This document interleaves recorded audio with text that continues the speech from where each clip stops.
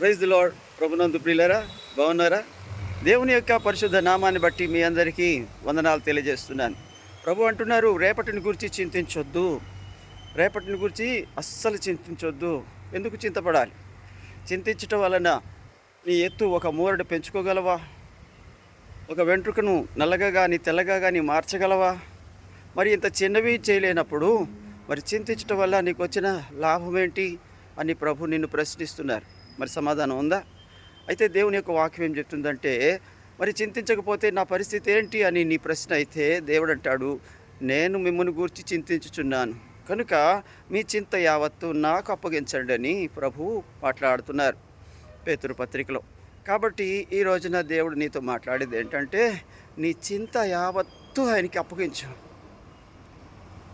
ఏదైతే ఈ రోజున నువ్వు బెంగగా ఉన్నావో, ఏదైతే నీ ఆలోచనలు నిన్ను కృంగదీస్తున్నాయో, ఏదైతే రేపటిని గురించి భయపడుతున్నావో, ఆ రేపుని దేవుని పరిశుద్ధ పాదాలకు అప్పగించు.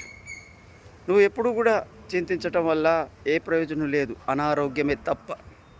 బీపీ అనేది చింతించడం వల్లే వస్తుంది, షుగర్ అనేది చింతించడం వల్లే వస్తుంది. మరి అలాంటి అనారోగ్యాలకు తావిచ్చేది చింత. అందుకనే చింత యావత్తు ఆయన మీద వేసి ఆనందంగా గడుపు. దేవుడు నీ చింతను తీర్చి నువ్వు ఊహించిన దానికంటే, అడిగిన దానికంటే, అనుకున్న దానికంటే అత్యధికమైన మేలు, జయము నీకు అనుగ్రహిస్తాడు. దేవుడు నిన్ను నీ చింత తీసేసి ఆశీర్వదించునుగాక. Praise the lord. వందనాలు.